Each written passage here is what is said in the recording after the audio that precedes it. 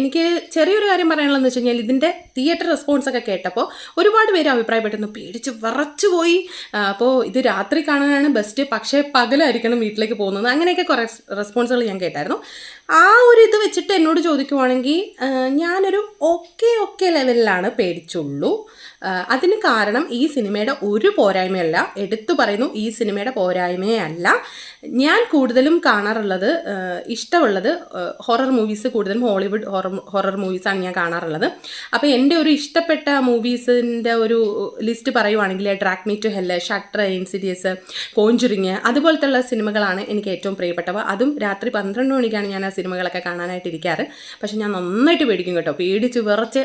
അന്ന് മാത്രമല്ല, പിറ്റേ ദിവസം കൂടി ഞാൻ ലൈറ്റ് ഇട്ടിട്ടായിരിക്കും കിടന്നുറങ്ങുന്നത്. ഒറ്റയ്ക്ക് ബാത്റൂമിൽ പോകാൻ വരെ എനിക്ക് ഭയങ്കര പേടിയാണ്. പക്ഷേ ആ പേടിയെ ഞാൻ ഭയങ്കരമായിട്ട് ആസ്വദിക്കുന്നൊരു വ്യക്തിയാണ്. അങ്ങനെയുള്ള ആളായതുകൊണ്ടായിരിക്കണം എനിക്കിങ്ങനെ നെക്സ്റ്റ് ഇപ്പം അടുത്തതായിട്ട് മേ ബി ഇതായിരിക്കും സംഭവിക്കുക അങ്ങനെ ഒരു എൻ്റെ ആ ഒരു ഞാൻ അങ്ങനെ വിചാരിക്കണ പോലെയൊക്കെയാണ് കുറച്ചൊക്കെ വന്നത്. അതുകൊണ്ട് ഞാൻ വലുതായിട്ട് പേടിച്ചില്ല.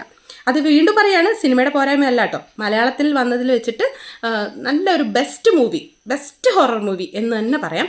അതുകൊണ്ട് നിങ്ങൾക്കിത് ധൈര്യമായിട്ട് തിയേറ്ററിൽ പോയി കാണാം.